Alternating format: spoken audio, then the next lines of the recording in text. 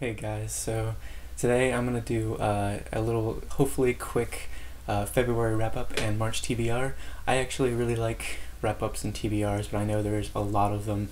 Everybody does them, so I'm gonna try not to talk way too much about everything and just get right into it. So in in February, I read one, two, three, four, five, six, 7 books, which is pretty good for me.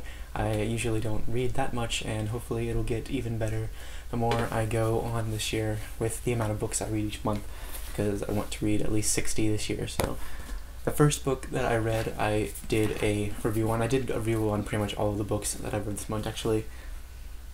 I did a book review on every single book I read this month except for the very last one, which I'll talk about a little bit when I get to it. But the very first book that I read this month was House of Leaves by Mark Z. Danielewski, and I really love this book. It's one of my new favorite books. It's 5 out of 5, and I talk a lot about it in my review, of course, and I really like the review I did of this. So if you want to learn more about this book and learn why I loved it so much, then you can go check out that review.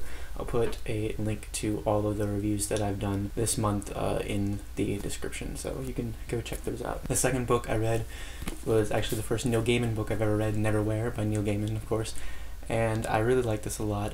It was good. I gave it 4 out of 5 stars. I had a little bit of a problem with some of the parts, but overall I really like Neil Gaiman's writing style, and it's made me really, really want to go off and read more by him very soon, and I hope you'll go check out the review on this to see what I thought of it. The next book I read was Everything is Illuminated by Jonathan Safran Foer. This is another one that's become one of my favorites that I really loved, 5 out of 5 stars. I really, really liked the different things that were going on in this book. I really thought the way Jonathan Safran Foer wrote this book was really well done. He used his very strange writing style in some of the parts to really characterize some of his characters in a really nice way, and a really successful way, I think, in this book, and I really liked it a lot, and I once again did a review on this one, so you can go find out more about it in that review if you want. The fourth book I read was Extremely Loud and Incredibly Close, also by Jonathan Safran Foer, which was, I really liked some parts, and I really, really hated some parts a lot. I talked a lot about the reasons for both of those things in my review. I also did a book-to-movie comparison. I really didn't like the movie at all.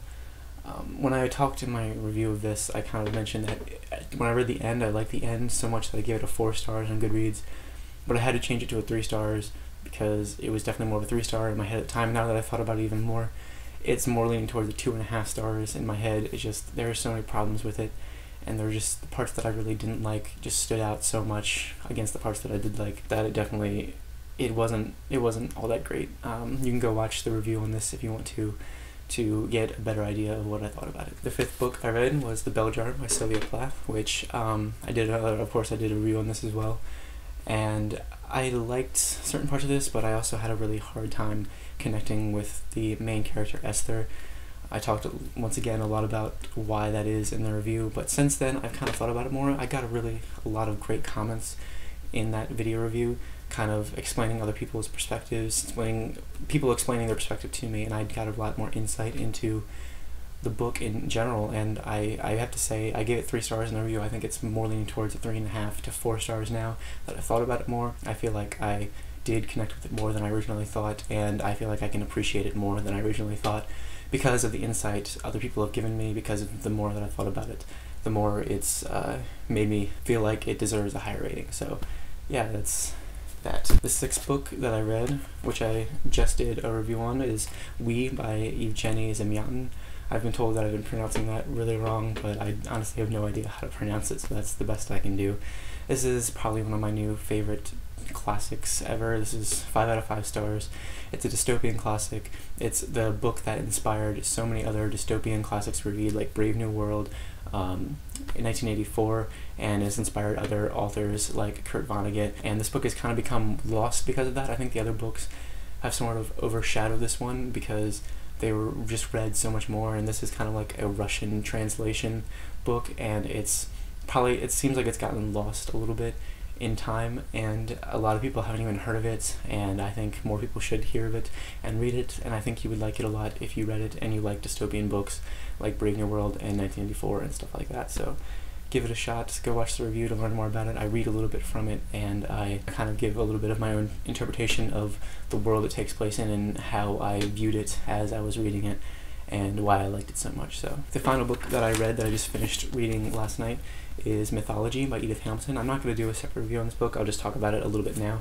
You can see all like the notes I made and everything. These notes are mostly just notes about stories that I was the most interested in and wanted to remember, and some family like lines that I wanted to remember better. And I've really loved mythology for a long time. I really wanted to take a class on mythology in college, but never could fit it into my schedule. And I've always loved the ideas of mythology, and I've always loved learning about mythology, and I really just was so interested in picking this up, and I really love the way this book was done. This is 5 out of 5 stars. Edith Hamilton takes writing from so many different sources and puts it all together in this book to give you an overall view of what the Greek and Roman myths were. She talks a lot about the gods and the heroes of Greek myths and the tragedies. There's a lot of tragedy going on here. There's a lot of messed up crap going on that the gods did and that the humans in the stories did, and it's really great to read about. The story of Persephone has always really interested me a lot, which is probably one of my favorite stories in here, and I just learned a lot about Theseus, a lot of stuff about Theseus that I never knew, and I learned a lot about the real story behind Hercules that I never knew, and I really loved that.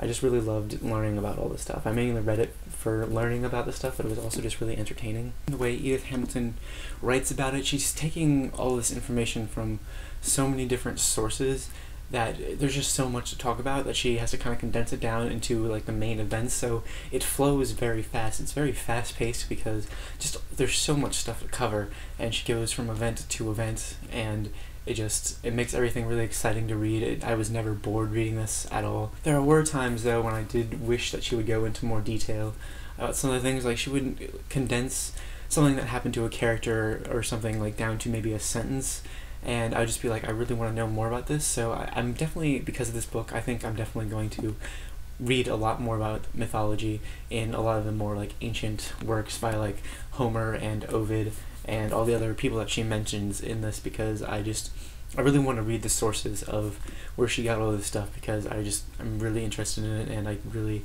am excited to learn more about these stories, about these characters, and I'd honestly recommend this to pretty much anyone that has any interest in mythology, because it's just really interesting. It gives a lot of insight into not only the stories of mythology, but the people that wrote about the stories of mythology. She talks a lot about the differing viewpoints and the differing writing styles of the people that wrote about this stuff as well, and it's just all really interesting. It's really well done. And she also talks about the little bit about the Norse mythology towards the end of the book. Like there's a little chapter devoted to Norse mythology at the end of the book, and it was also really interesting to read, and I think I'll probably try to read more about that as well. And yeah, if you have any interest in mythology, I definitely recommend you check this out. One thing that I have to say about it, it's a little confusing timeline wise. She doesn't really make way too much of an effort to give you an idea of when the timeline of things happen. Like she'll talk about these things like towards the beginning of the book, and then talk about things that happened before those events later on in the book. It doesn't really explain the timeline all that well, which is gets a little confusing sometimes, but that's probably my only complaint about it. So another thing I just wanted to say about February is that it's been a really big month for my channel. I have to say a huge thank you to all of you. A huge thank you specifically to the two booktubers, Just a Dust Jacket and Rincey Reads. They both gave me two really great, really nice shout outs, and I think a lot of people found me in that way, and I just thank them so much for giving me those shout outs. They're so nice and unexpected and just really awesome, and I really appreciate it a lot. I appreciate all of you a lot for commenting on the videos. There's like a whole list of people that regularly comment on my videos, and it is really nice to have that. You guys are really great, and thank you so much for all of it. I did my 300 subscriber giveaway, and that went really well, but now I'm actually a little bit over 600 subscribers, and that's kind of crazy, and it makes me really happy, and I just appreciate it so much. Thank you so much for that. Now moving on to a not so specific March TBR. This TBR, except for the first 3 books, I know what the first 3 books I'm going to read exactly are, but for the rest of the TBR, it's not necessarily set in stone. I'm going to try to read 10 books in March. It might be a little bit ambiguous for me, I'm not completely sure. My life has gotten a little bit busier, and so I don't have as much time to read, and hopefully I can still get through all of them. And it's not just very specific, like I said. I might replace some of the other books that I own with some of the books in this TBR. It really depends. These are just the 10 books that I really think I am most interested in reading during the month of March, the ones that I'm most in the mood for to read. And the first book is the first book of the Mistborn trilogy by Brandon Sanderson, The Final Empire. I am so excited to read this. I'm probably going to start reading this tonight, and I can't wait to do the series. I'm going to read all 3 books. I'm just going to marathon through them, I think, and I'm not sure how long it'll take. They're pretty thick books. Hopefully it won't take a very, very long time, but I'm definitely going to be reading them one after the other. I think I'm definitely going to do a review of each of them, maybe separately, maybe together. I'm not completely sure yet, but I'm definitely going to be doing some reviews on these, and I really can't wait. With all of the amazing things I've heard about these books and about Brandon Sanderson, I'm just really excited. So the next 3 books I'm going to try and read are Fahrenheit 451 by Ray Bradbury, Slaughterhouse-Five by Kurt Vonnegut, and Brave New World by Aldous Huxley. These are 3 classics that I've been wanting to read for the longest time. Ray Bradbury and Kurt Vonnegut, specifically 2 authors that I really want to read more by, and because I haven't read anything by them, and I'm just really excited to read more from these authors. I've been told by people specifically that I'd really like Kurt Vonnegut, and I'm really hoping that I can really get into his work, and I'm just really excited to read all 3 of these, and just to get more classics in me, because that's one of my goals this year, is to read as many classics as I can, and what's a better way to start than 3 classics that interest me more than any other classics that I've heard about. So then I'm going to be reading Miss Peregrine's Home for Peculiar Children. Like I said in the video where I hauled this book, I really love that it incorporates photography. I love books that incorporate photography in any way whatsoever. I've been told some mixed things about whether or not I would like this by some people that have read it. Some people think I'll really like it, some people think I really won't like it. I'm not completely sure. I'm just going to go in neutral. I'm not really expecting a lot, but I'm also hoping for a little bit. I think I'm going to like it. Reading the synopsis of it and looking through it, it seems like something I would really like a lot.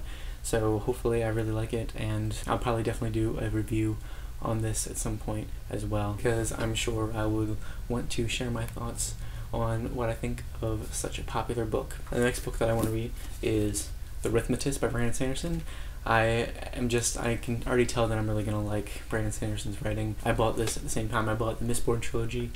I'm really hoping to get through this book before the end of March as well, so I can then order more of Brandon Sanderson's books, because all of them sound really interesting. They all sound really unique, and just like they'd be a lot of fun to read. This one in particular seems like it'll be a lot of fun to read. This book specifically is just supposed to be really imaginative and interesting and really fun. The world building is supposed to be really great as well. And I just realized that it has a quote from DJ McHale, who wrote the Pendragon series, which is one of my favorite series ever, on the back. That's pretty cool. I never noticed that. So I'm really excited to read this. The next book on my list is one that I'm actually reading for this thing called Classics Club, which is started by a booktuber named Scott Place. If you have not seen his channel, you should definitely check him out. I'm going to put a link to a video explaining the Classics Club down in the description if you want to join us. We're reading The Time Machine by H.G. Wells, and this is another classic that I've been wanting to read for a long time. H.G. Wells is another classic author that I've been wanting to read for a really long time. I'm really excited to read this. I'm really glad I'm reading it with other booktubers. This is the first read-along I'm doing, and I'm really excited to see what other people that are reading this think about it after they're done at the end of March. So the last book on my list is this Buddhist scriptures book. It has a bunch of Buddhist scriptures in it, and like I've mentioned in a couple of my other videos, I have this really big interest in religion, which is why I read mythology. I really love ancient mythology and modern mythology, and kind of trying to figure out how the two relate to each other, what differences are, what the similarities are. I'm going to be reading this. I'm going to be reading some Hindu books at some point. I'm going to be reading the Bible all the way through at some point, along with other books on religion, just because I have a really huge interest in religion. I'm not necessarily religious. I border agnostic and atheist, but I really love to learn about this type of stuff and to try and understand it and take in what it has to say. And Buddhism is a religion that seems really interesting, and I just have been wanting to check out something like this for a long time. So, and then some goals I have for this channel this month is I have a couple more tags to do. Like I've mentioned in a couple videos, I have to do the Goodreads tag and the Fire Jewel tag. I'm going to be reviewing books. I'm probably actually going to try to do some review mashups where I review 3 or 4 books at a time.